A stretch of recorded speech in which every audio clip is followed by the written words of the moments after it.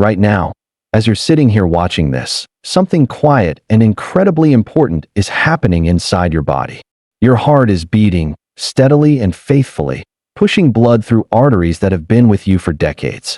These vessels have carried you through joy, stress, hard work, love, loss, and everything in between. And yet, there is something deeply troubling that I've learned from speaking with so many seniors over the years. Most people have been watching the wrong blood pressure number their entire lives, that I see it in their eyes when they talk to me. For decades, many of you were told that the bottom number was the one to worry about. The diastolic number, the quieter number that sits below the line, almost as if it holds the final verdict on your health. You were taught to fear it, to track it, to believe that as long as it stayed reasonable, you were safe. But I need to share something with you now that may gently shake what you've believed about your own body for years. Large, carefully conducted studies following hundreds of thousands, even more than 1 million people, have revealed something most conversations about blood pressure still ignore. One of those numbers is an extraordinarily strong predictor of heart attacks, strokes, kidney failure, and even early death as we age. The other number, especially after 60, becomes far less informative than most people realize. When attention is placed on the wrong number, something dangerous happens. You may look at your reading and feel reassured. You may think everything is fine. And all the while, the real risk may be quietly growing. This isn't meant to frighten you. It's meant to protect you. Understanding what truly matters is where safety begins. Your body has not stayed the same over the years, and no one ever really explained how or why the rules change as you age. When you were younger, your arteries were remarkably flexible. They were soft, elastic, and responsive, more like a garden hose than a rigid pipe.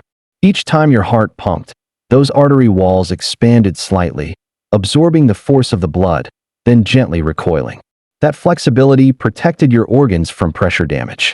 It was an elegant system, and it worked beautifully, but aging quietly rewrites that system. Year after year, without symptoms or announcements, the walls of your arteries change. The elastic fibers that once allowed them to stretch begin to break down. Collagen accumulates. Calcium settles into the vessel walls like mineral deposits in an old water line. Gradually, those arteries stiffen.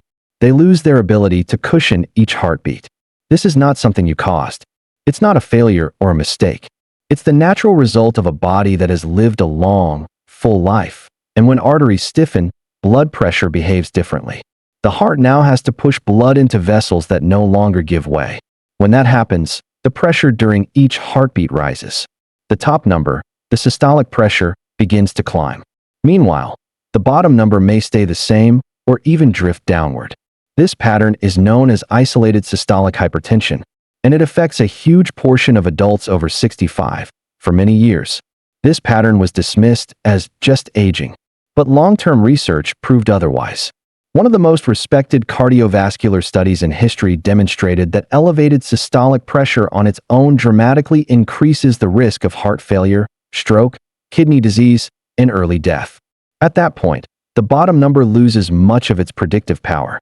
What matters most is what happens when your heart contracts and pushes blood forward. There is another hidden signal inside your blood pressure reading that most people have never been taught to notice. It's simple to calculate, yet incredibly revealing. It's called pulse pressure, and it's the difference between your top and bottom numbers. If your blood pressure is 140/80, your pulse pressure is 60. That gap tells a story about the stiffness of your arteries that neither number can tell on its own. Large studies following older adults for more than a decade found that for every 10-point increase in this gap, the risk of heart attack or stroke rose significantly. Two people can have the same systolic number and very different risks depending on how wide that gap is. When arteries lose elasticity, the pressure from each heartbeat isn't absorbed. It's amplified. That amplified force travels directly to the brain, kidneys, and heart muscle itself. Thousands of times a day, year after year, this constant pounding damages small blood vessels, especially in the brain. Research following elderly adults over many years showed that wider pulse pressure was strongly linked to cognitive decline and dementia. This damage doesn't cause pain. You don't feel it happening. By the time memory problems appear, the injury has often been accumulating for years.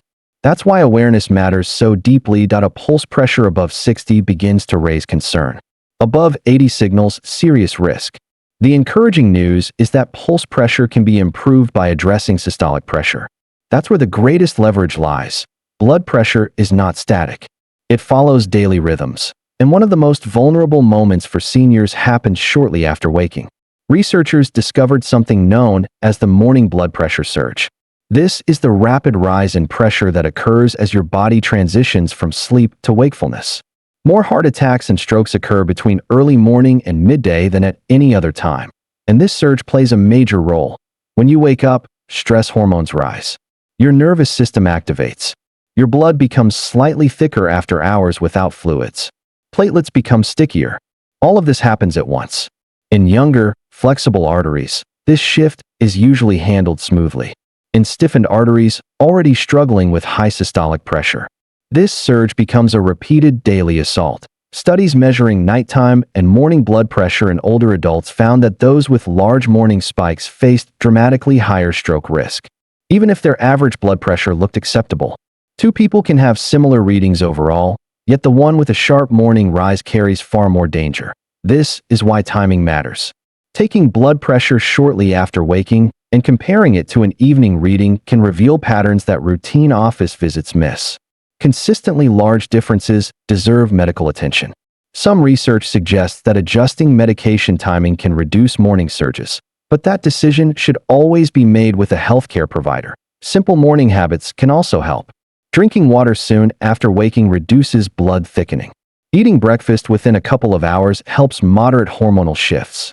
Gentle movements before standing fully help activate circulation gradually. These are small actions, but over time, they create real protection. Another factor that often goes unnoticed is how much blood pressure fluctuates from day to day. This variability turns out to be just as important as the numbers themselves.